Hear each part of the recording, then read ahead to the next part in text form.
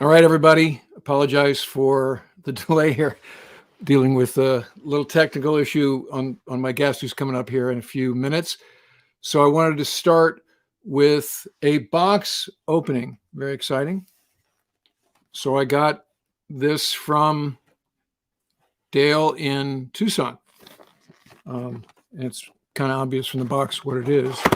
But let's take a look.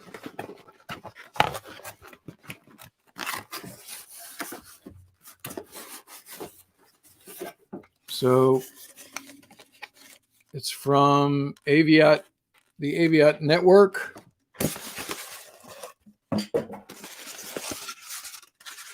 All right, very cool. It is a VF-84 F-14A to add to the Air Force. Nice. Wings move, or they move individually. Right, gear down, loaded 2, 2, and 2 with external tanks. Great stuff. So thank you, Dale from Tucson. Add that to the Air Force over my shoulder here. So now I have VF-32, VF-143, and now VF-84. Good stuff. Appreciate it. Another bit of housekeeping. I finally got the Punks Trilogy hardback, the bundle. Finally got my own copies of it. So as I've mentioned before on the channel, the hardback editions are available, limited edition. I think the Naval Institute Press has sold about half of the 250 that were made. Duncan, thank you for the super thanks. I guess it's called super chat when we're doing a live one. Appreciate it, Duncan Miller. But, you know, we're running up on Christmas. I don't know if they could fulfill in time to hand it out or a stocking stuffer on before Christmas. But in any case, I'm loving the hardbacks I got over my shoulder here.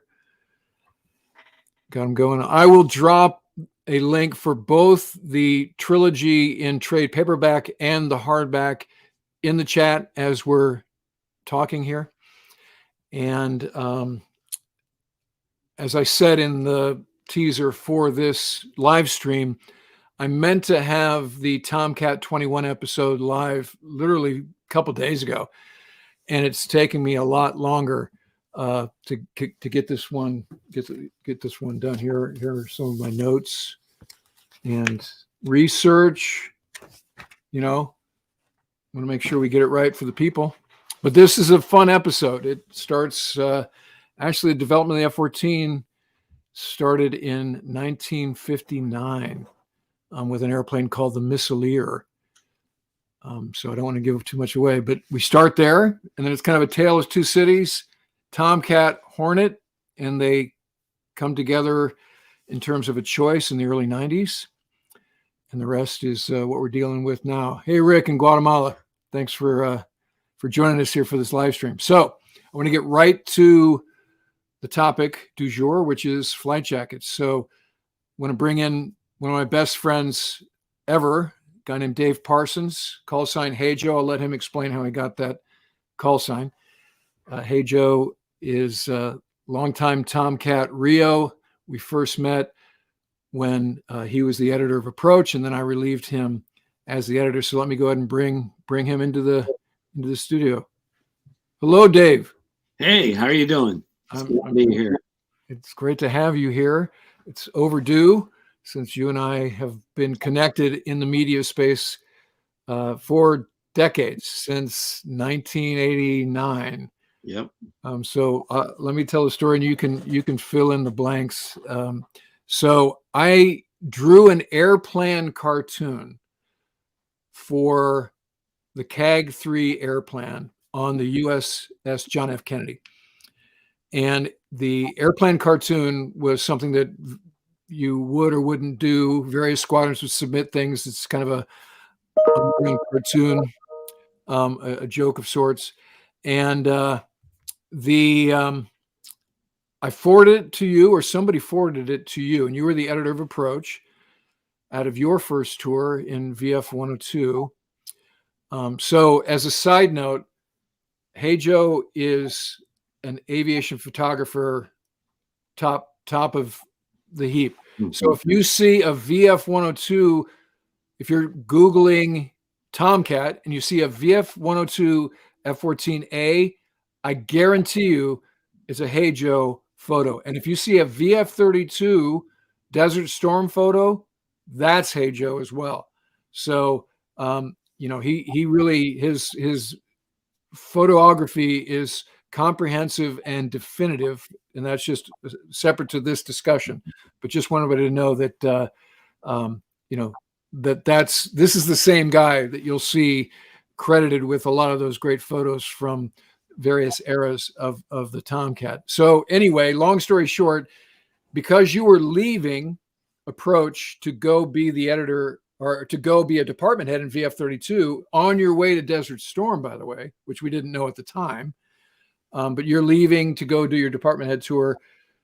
The CEO of the Safety Center, the Naval Safety Center, is another Tomcat guy, actually the Don of the Tomcat Mafia, Bad Fred Lewis. And Bad Fred said to you, get somebody like you, because he was very happy with where you'd taken the magazine. You'd increased visibility. You'd done double issues. You put all color. You did inserts. You created the whole notion of theme issues.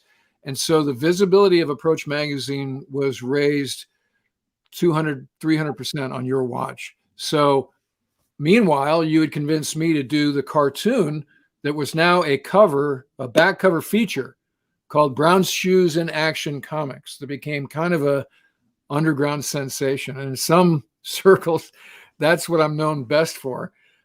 So as a function of that cartoon, Bad Fred was able to get with NMPC4 and get me a shore-to-shore waiver, because I was already at VT86 as a flight instructor. I'd only been there 1 year, and that helped us. Possum Cully was our detailer. I just saw him a few weeks ago. I saw him at Tailhook. That's where I saw him. And so I wound up relieving you, and you went on to VF32, and I would bounce with VF32 occasionally while you were there. But then we just followed each other around the space. You were one of the principals for the Tomcat farewell reunion that happened in 2006, which was an amazing 3-day festival. And that's where I got to sit in with Cheap Trick and other things. So we've been in the same circle. We're always comparing notes. If Dave and I get on the phone, it's going to be an hour-long conversation. But the other thing, before we get to the flight jacket subject, is Dave is an author who's written a number of coffee table books about a variety of subjects, including flight jackets. So, hey, Joe, welcome to the show. Did I leave anything out? Well, what I'll add is Bad Fred said, the good news, you're going back to the fleet. The bad news, you better find somebody just like you, or you can't leave. So the onus is on me, but it was really easy. I said, there's only one guy. It's Ward. And it wasn't until we dug into, can we bring Ward in here? They said, well, no, that requires 2 waivers. But the good news was my CAG and CAG 1 that had seen me off 3 years before was Jay Johnson. And the skipper of VT86, where Ward was Jack Wizard. Doyle. Yeah, Wizard. Really, and I called him, and he's an old writer. He's a very prolific writer. He was a writer before he came into the Navy, and he said, this is my #1 JO. He said, but this is the right thing for the Navy. And he flew up to meet with Jay Johnson, took one of the airplanes up. And it was a done deal. We knew it was going to be a done deal, but you had to go through the steps, and that was a marvelous relationship. And you sent me a letter. This is way before the internet, before it was a gleam in Al Gore's eye.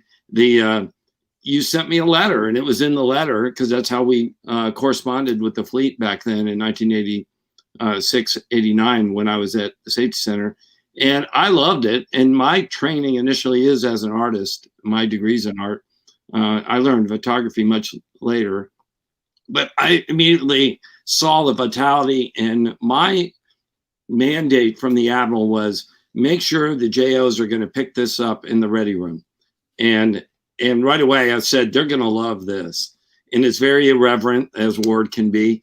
And I said, we can tell stories. And then so I wrote Ward back and said, because what you said in your letter, I bet you'd never run this. So I took it as a dare, but I said, you know what? Not only will I run it, but you've got to give me 3 months worth, then I'll run it. You give me 3 months, and here's the themes I'm looking at running: low-level flying, ACM, and you entered the Fighting Pie Squadron. I mean, it was so funny, and it was a huge hit. Even my Air Force counterpart was like, oh, I give up. I'll never compete with you guys. We could never run something like this, because they were politically correct, pushed down from the top, tell the Air Force story, where the Navy approach was always very irreverent. Its founding impetus was Mad Magazine. And that, those of you who are old enough to know Mad Magazine, that's what the original artists were all working from, to get that kind of vitality. And my job when I took my charge from the admiral was get us back. And I went, okay. Well, you definitely did. And you also provided some top cover. I know not everybody at Air Land particularly loved Brown Shoes, and some people just cold didn't get it. I mean, my artwork wasn't that great. My humor was underground and felt a little seditious, but there was always this safety message baked in. Mm-hmm. It just wasn't cute. We didn't tie it up in a bow. And I think that was the popularity of Brown Shoes. And when I left the approach job and went back to VF 143, so the unorthodox sort of career path I had, so I'm down at VT86 because of your efforts. I get to approach, and because at approach, I wind up going to VF 143 as a Cat 2. I mean, that just doesn't happen, right? Yeah. It's just a crazy sort of. I'll remind you that I remember going to see you when you were the aide to Air Land later. So your career came all the way back that you're in the front office of the multi-star admiral that owns all of the Atlantic Fleet airplanes. And there's Brown Shoes in action, big poster right in there. So it was totally accepted by them.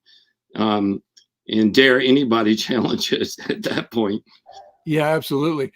So it was, you basically got me in a different career path that really sprung me into all kinds of fun things with the East Coast Tomcat Squadron. JM, thank you for that super chat. Very much appreciate the effort there. Appreciate you being here. So Hey Joe and I are both East Coast guys. So you say Hoser, Satrapa, you say Snort Snodgrass, you say Okie Nance, all those guys we flew with, we dealt with, we were instructed by, we were mentored by. So we're that era, sort of the sweet spot of the F-14's existence. Hey Joe, I was just working on the episode that I hope to make live tomorrow about what would have happened if we had gotten the Tomcat 21 and why did the Tomcat 21 not happen, which has a lot to do with Dick Cheney, it turns out. Mm-hmm. But the capability would have been amazing. However, what we got to see was the capability that existed across our time in the airplane. Started as a pure fighter, became a dumb bomber, and then became a precision guided bomber. So what a gift. And then to dismount at that 3-day festival that you put together along with a few others was just a perfect way, with no less than Cheap Trick as the band. We're like Spicoli in Fast Times at Ridgemont High. We blow the reward money on a Van Halen concert, right? I have to remind you that you had something to do with that, because you were at military.com and I went out there seeking a contribution, and you introduced me to one of the ladies that did promotions, and she said, well, I'm not giving you money unless you can get somebody like Cheap Trick. And I said, watch this. Yeah, that was Ashley. She was our VP. And I gave up my backstage pass so you could have it. and because you play guitar and I don't. and I have a picture that we ought to, if you do post-production, I ought to show the picture of you on the stage. And I went out in the audience so I could record that for posterity. Yeah. Yeah. No, that was pretty what an amazing time. So let's talk flight jackets, because that's why everybody's here. Now that we've established just how we're like brothers from another mother. Yeah. So you're wearing your leather flight jacket. I have my leather one here too, and then I also have this weird one that you can explain what variety that is. But let's just talk about the history of flight jackets in a general sense. Well, the original leather flight jacket, and that's part of the tradition in the Navy. You know, I know when I went to flight school in the late 70s, the biggest question was when do I get to fly, is when do I get my flight jacket? When can I wear that? It's like getting your colors if you're in a motorcycle gang, because the rumor was you got it way before you went to fly. And at that time, the leather flight jacket had actually been canceled for the Navy, and they were moving over to the green Nomex jackets that you can see hanging over here as my visual aids. And so all they had left was small sizes and large sizes. All the normal size jackets were gone, and we'd sneak over there and ask, hey, what's left? And so you had to get one that was really small that you couldn't zip up, or one that was way too big that you couldn't zip up. And that's what I ended up doing. But it was because they were so popular that they'd been abused. They were in the supply system and people were using the trade and barter. But go back to the origin, the flight jackets came out about when, the first airplanes that you flew were open, wire type affairs. And they didn't even have enclosed cockpits or even open cockpits. So they had to wear something as the airplanes got faster. They needed a better thing to break the wind and keep the aviators warm. And right around the 30s, at least the cockpits up to the shoulder level were enclosed, but the shoulders above were exposed. So they finally hit on the flight jacket, pretty much the one you see me wear, the G1, came out in around that time, around the early 30s. And both the Air Force, back then, the Army Air Corps, came out with one, but it did not have this nice mouton collar. It had a leather collar and was made out of horsehide. The rumor is there were so many, since they were going to airplanes, there was always plenty of horse leather available in the Army. So they went with horse leather. That becomes important in 1941, 10 years later. Whereas the Navy, because they had access to boats and overseas where there was a lot of goats, they went with goat skin. And somebody that knew a lot about jackets said, goat skin is what you want. It the industry term is it drapes really well. And if you ever see a Navy flight jacket next to a Air Force one, you'll see the difference. And it also has a little texture to it. It's called pebbling. If you look real close, and it's lighter, and I think it's a better looking jacket, but that's up to you, the audience, which one you pick. Now, the reason you have this collar is because the collar is to protect your neck from the wind, and it actually has a button over here. You can see, I guess on this side, it will actually close up, where the Air Force went with just a regular collar. So they had to wear scarves, and Air Force is much more likely to wear scarves than Navy. And that's so when they turn their neck to look around, especially fighters, you don't want your neck to start chafing from this stuff. But one feature of horsehide is it gets really cold and stiff up at altitude, and it loses a lot as a protective. And that in 1941, as they knew they were going to war, they started talking about, well, what's it going to take to gear up the production? And that's not just how can we gear up the production of airplanes. They also, one of the limiting factors, especially in the 8th Air Force in Europe for the Air Force, or Army Air Force as it was by then, was the amount of flight gear. And they did a big war production board meeting early in 1942, and they had all the flight gear laid out. And the 4-star general, Arnold is looking at all the flight gear, and he grew up in the heyday, the golden age of aviation. And he picked up the stuff, and in the war production, people said, we have better materials now, better technology. We can do multi-pile fabric now that will protect you better than leather. So after being sold on that, he picked up the famed A2 Air Force jacket, threw it on the floor. This is documented, and said, get something better, because he was tired of that being stiff and hard to fly in. The Navy stayed with the G1 jacket. And you'll even see in the Pacific, in the Battle of Midway, if you look at some of the pictures of, and there's one famous one of an SBD gunner on the deck wearing one, even though they're in the tropics, when they got up in those open cockpits up above 10,000 feet, it gets cold. So the jacket went to war. Then you part of the history and tradition is the patches. This is a relatively new tradition, is to put these leather patches on. Back then, so early on, the squadron markings, if they were on there at all, they were painted on. But let me go back a little further. When the jackets first came out, just like what developed into a flight suit, the early airplanes would throw oil and throw all sorts of particulates on the aviator. So all this flight gear was nothing but protective gear. It was not a uniform, and you would have never worn it away from the flight line. And that became a problem for us when Ward and I were at Oceana, because a lot of the rules that are set for what you can wear around the base are set by the black shoes, who were always jealous of the flight jackets.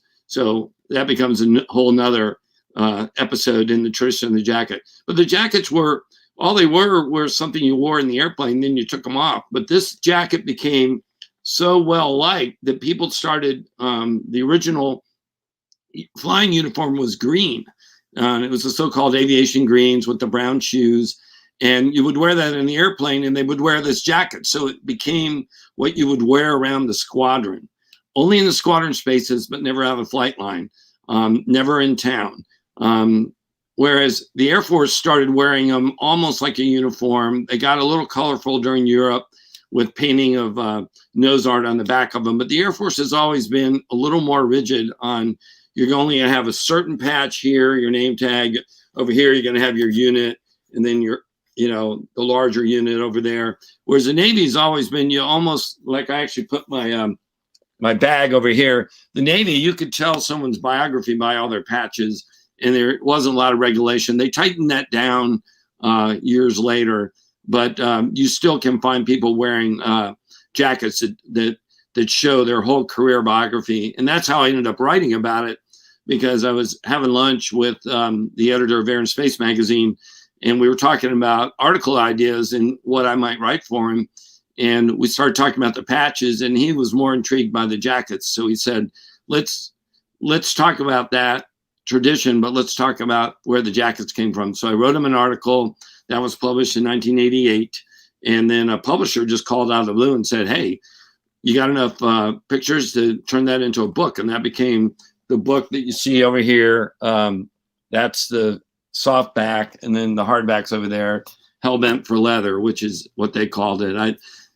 I couldn't come up with something that that aggressive, but I ended up liking it. And you can and I'll ask Mitch what his feeling is. Anybody that flew, that got that jacket, they can remember when they got it. They can remember when they wore it home. They can remember what happened to it. If it shrank, that they couldn't wear it. They knew they either know where it is. It's the one thing they kept. It's the one thing you can wear out in public. You're not going to wear your goggles or your helmet or any other flight accoutrement that you were issued out in public, but you will wear that jacket, and you see them out there all the time. And what's funny to me is, if I'll wear this even without the patches, I have a couple of them here that don't even have patches on them. People go, wow, it's a really good jacket. So it's stood the test of time. And I'll turn it over to you to make a few comments, Ward. Then we can talk about your green jacket, because that has a fascinating story. Yeah, so I think, and Robin just asked she says, wondering if pre-made jackets from whenever, if there are any kind of insignias not to have on your jacket to not seem disrespectful. So as fighter guys, we're not terribly concerned about the disrespect part necessarily. But generally, and also my man Antonio, who's one of my patrons, who's in the Mexican Air Force, or was in the Mexican Air Force, also points out rightly about black shoes. They're jealous of the jacket. The new SWO jacket looks suspiciously, quote unquote, like the A2, which is a good observation. But we generally have two, and I'll put myself on the solo so I can. So you have your clean one, right? And in this case, it's my leather one, and then you have what we call your Winnebago, and the Winnebago is, as you've said, it's sort of like your career in patches, like the back window of a Winnebago, when you can see where those people have been, the various campgrounds and stuff. So I've gone through the patches in a previous live stream, which is my career. And so you have squadron patches, you have some specialty patches like Centurion patches. You have some other special events, like, we won the Battle E and when I was in VF 102, and then you have the standard Tomcat logo, the Grumman logo patch, right? The classic. But Dave, this is a weird, this is like actually a dry suit liner. Can you talk about this particular? Yeah, that's the one thing when you picked the title, I wanted to clear up for people, because people call that the WEP, WEP jacket, and that is not its name. And there's a reason that came about. It was really I won't name the manufacturer, but there was a guy in New York that started calling it that and marketing that, because what it was, like you said, its official name is Winter Flying Suit, and it's two pieces. It's pants and a jacket. They button into each other, and it has a soft collar. It became very popular because aviators want everything they can get. If you want to give me a watch or a knife or, anything, if you want to give me two jackets, I'll take two jackets. And before the Nomex jackets came out, that jacket came out as a winter flying suit over your protective dry suit. Well, so to your point, hey Joe, look, you just talk about buttons at the bottom of the jacket. There are these little things where you would button the pants in, right? Yes, that's what they're there for. Yeah. And that's why there's a real like a gathered waist on it to keep it tight over the pants. I have yet to meet anybody. I found it. I had a PR look in his book, and sure enough, it was in his book of all flight gear, but they're not in the system anymore. In those jackets, I went around the safety center because a lot of people were wearing it one day in the mid 80s when I was researching the book, and nobody had an issue jacket. Every one of the jackets, that one looks pretty authentic. In that, see where it says suit flying winter. So it's a winter flying suit. The only reason WEP, see where it says Mil S 18342C parentheses WEP, that is who let the contract, because it used to be the Bureau of Weapons would establish the contract. Later, BUWEPS, which was the big bureau, became the Bureau of Aeronautics. So if you look at the older flight jackets, or newer, I guess, newer flight jackets will say AER in there for BUAir, because that's the spec you're supposed to build the jacket to. So Fat Cat asked, made in 1973. Is that what the 73 means on the? Yes, that's when the contract for that jacket was let. Okay. So this is, as everybody who's watched my channel knows, I wear this jacket a lot. So it's good to know what it actually is. Yeah, it's lightweight, and I can tell you it was super popular with the Marines. They kind of loved it, and theirs were more like uniforms, and they had rigid rules on which patches they could wear. But the other guy that immortalized it was Snort himself. And Snort, the first time I met him, he was wearing aviation greens, and the aviation green jacket is kind of, it's like a formal suit. So what he hit on, a lot of guys did, Brian Olson was doing this too, is you would wear the aviation green pants, the khaki shirt, and a tie, and you would wear the so-called WEP jacket over that and wear it to the club. And Snort immortalized that. And then when he became CO of VF-33, he probably did this when he was XO, but I noticed that all his guys, and I don't think it was like in the case of the Marine Corps or the Air Force, he wasn't dictating it. They all adored him. They whatever Snort did, that's what they did, and they would have followed that guy to hell and back gladly. And they put the old VF-33 patch on there too, because that had gone away, and he revived the tradition of the so-called Minky patch, which was the little Tarsier. Oh yeah, right. Yeah. That's something I pointed out in the badass squadron patch episode or paint job. So people are flagging that I had a bug in my jacket. It's gone now. Yeah. Glad to know. So it's a stink bug actually. They're all over my attic. Yeah.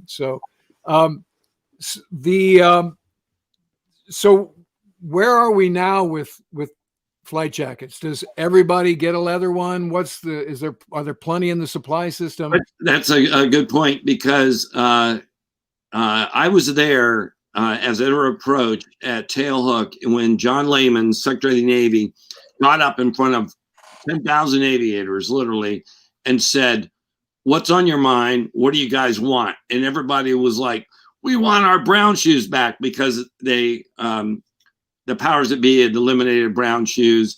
And he said, I saw him, I was near the front row. He looked around and he goes, "Can I just do that?" and I saw his aide nodding, yes. And he goes, "Okay, you got them, paperwork to follow, so everybody was running out buying them. And then they were like, "We want our flight jackets back." And he goes, what, I saw him ask again, "What's the story on that?" And so sure enough, it took them a while to get the contracts out. And the unfortunate thing was when they brought the contract out, they relaxed, quote unquote, relaxed the contract. So all I had to do was look like goat skin, and the mouton, all it had to do was look like this. It didn't, it could be, there was a popular synthetic out there called Dynel. And that's why if you look at the, and I don't have mine here, but I have an older one, that the real mouton, when it's exposed to the sun, will turn a very honey brown, and they're very valuable because that really shows you're salty, I guess. But everybody wants the thing that the old salty guys have, I guess. And the newer ones just get kind of, they look like synthetic, like Naugahyde or something. And so do the jackets. And I remember a good friend of ours, Ward, Jim Flatley, had, or Jim Flaherty had, was the Commodore, and he decided just before he retired, well, I'm going to turn my jacket in and get a new one. And he turned it in, and the one he got back, he said it looked like plastic, and he went back to get his old one, but it was long gone. But when they brought him back, bad call. Yeah. So the reason it went away, let's talk about that. The reason it went away in the late 70s is DLA, the Defense Logistics Agency, had looked at inventory, and they couldn't figure out why the demand was so high on flight jackets. Someone said, there can't be that many aviators. And there weren't. It was like everybody, black shoes were wearing them on the bridge. People, skippers would order them for all their chiefs. And they were the ultimate ComShaw. The only ComShaw I found that was more valued was K-Bar knives from the Marine Corps. So they shut it down as a fraud, waste, and abuse thing, even though the squadrons had the money for it, but they thought there was too much of that trading going on. So when they reintroduced the flight jacket, they then said, every aviator will be in a database held at Pensacola, and you will have a social security number, and you'll get issued one jacket. And if you lose it, too bad, so sad. And that's what happened to me. Mine was stolen out of my car, but it was the one that was too big for me. And by then I was doing my research for my book, and I found out that the new jackets weren't even close to the original ones. And there was one company that was still making authentic jackets. There's a few of them now, but back then, one company that remained true was Willis and Geiger. And they were the ones that made the original jackets. They were up in New York. I went up to visit the guy. He was an old naval aviator, the guy, Bert Avedon, and he showed me, he said, we can't even compete for the contract because our raw materials cost more than what the Navy's willing to pay. And he said, I'll give you one at our cost, $200. And so when I wrote the book and got the check, I went and bought one. And then those of you that know Lights Leanhouse, who is a big aviation aficionado, and Lights is the A7 version of Hey Joe. Yes. So he and I served together, and I'm walking into the wardroom on the Kennedy when I was in 32, and he was XO of the A72, and he saw it across the wardroom and said, "Where'd you get that jacket?" He could see the difference because he really knows flight jackets. He has an amazing collection of flight gear, and he said, "Wow, I got to have one." So I wrote the guy and said, "Hey, I've got XO Squadron wants one." He goes, "Anybody that wants one, I'll take care of them at cost." The entire squadron bought those flight jackets, and you could always tell when they had them on. They outshone anybody else's flight jackets. Yeah, I mean, there's no. So this one is not the right Mouton, right? It's the fakey Mouton. Yeah. Let's take a look at the. I guess it looks like it's made in '84. Is that? Am I seeing that right? Yeah, that would be afterwards. So yeah. So Terry Ford was our MMCO. He came into the ready room one day. He's like, "We got some 7F to get rid of. Do you want a new flight jacket?" Now the one I had was not the Gucci one either. So I was just like, sure. And that previous one was too big. This one fits much better. But I remember you schooling me on the sort of finer points of flight jacket 101. And you really do got to appreciate, when you see, like you say, you got the honey brown because it's been sun, bleached a little bit. And like you called it, what did you call it? But no, the pimpling, or what did you call that? Draping. Yeah, well, the pimpling is actually what it looks like when you look at close. It looks like little wrinkles. Yeah. So you can really tell the goat piece. So Antonio asked, ranks, yes or no? Again, if you're a purist, the answer is no. Now, some people seriously, Winnebagoed theirs up. And so it would be covered with stuff, which introduces a lot of people want to talk about the original Top Gun with respect to the patches that they had, which was a random, assortment, which is a running joke for all the Tomcat guys, particularly. And I understand that it was just, the roadies, the key grips went to the military exchange and just bought the ones they thought looked cool, sewed them on, and then gave them to the actors. And that was kind of as much thinking as went into them. I think if you look at some of the photos from the scenes in Top Gun Maverick, particularly one on the flight line at Lemoore, it looks like they've squared it away. Like you can see, here's a VFA 41, here's a VFA 143.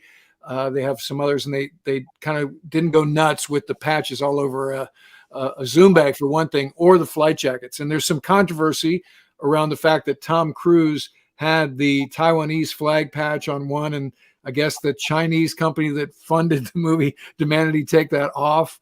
All these other things associated with flight jackets. Yeah. So we'll have to see when the movie comes out how they do overall. And that'll obviously people are asking in the comments here about what do I think about the patches in Top Gun. Well, it's pretty hokey with respect to authenticity. I mean, Tom Cruise's flight jacket, it makes no sense. It's just random as pause. So I think he heard enough about that in the intervening, however many years it's been, 35 years. And so I imagine he's taking a round turn on that going into this movie, but we will see. Obviously historians like yourself and people who care will be watching very closely to see whether or not they get it right with respect to flight suits and flight jackets. Another guy said he had a CO on the Ponce in the comments who wore a flight jacket. So that is a party foul. Yeah. If you're not 13XX on your designator, pilot, NFO, you should not be wearing a flight jacket. I mean, doctrinally, by Navy instruction, it's very specific about who can wear the flight jacket. So, bad on that CO of the Ponce for wearing a flight jacket on the bridge wing, regardless of how warm it was or how cool he thought he looked. That's what the sweaters that they have are for, right? Those cool little cardigans. And now, as Antonio pointed out, they have what looks to be an Air Force flight jacket. I mean, did they seriously just take the Air Force flight jacket and make it into the Black Shoe flight jacket? I think so. In fact, when the Air Force they had a retention problem in the mid 80s. They decided to bring back the flight jacket because they were always jealous about the Navy one. And in 1987, I interviewed the colonel that was at the Air Combat Command staff, and they decided to bring it back. Interesting enough, they figured out that goatskin looked better. So the original ones that they bought were goatskin. And they went through the same drill the Navy did later. They relaxed the specs, so they're not all goatskin, but those are the real prized ones in the Air Force. But all it was a retention incentive. It is not a piece of flight gear, not a piece of protective clothing like the Navy one is. The Navy, even though some of the purists up at NavAir will tell you that the leather will burn before the Nomex will, it's still allowed to be worn in an aircraft as a piece of protective clothing, whereas the Air Force jacket is not. You may see someone in a C-17 wear it, but not in a. You'll never see an F-15 fighter pilot with a flight jacket getting in his airplane because it's actually prohibited from doing that, because all it is, and you don't get it in flight school either. You get it when you're combat rated, which means you've gone through their equipment from the RAG and you've done so many missions where you're considered to be an up round. So it's a big deal, and they do a ceremony, and they go, "You're combat rated," and it's an Air Force peculiar. Well, that's pretty cool. So Fred Hill asks, did all Navy air crew get issued leather jackets as well? It's a great question. Well, when I went to, you had a choice. You had to either take the leather or you could have the Nomex. It was one or the other. But later, when you got your squadron, and there's 2 Nomex jackets. You can see them hanging right here on either side of me, and those are the CWU 45s. Those are considered to be the cold weather jacket, which has a little more padding to it. But there's another one that's lighter, that's actually the equivalent of the leather flight jacket. It doesn't have much padding, and that's called the 36. That's the CWU 36. And those, the supply system can get all they want. And you see a lot of black shoes wearing those because they really are good windbreakers, and they are Nomex. And you can buy those out there commercially.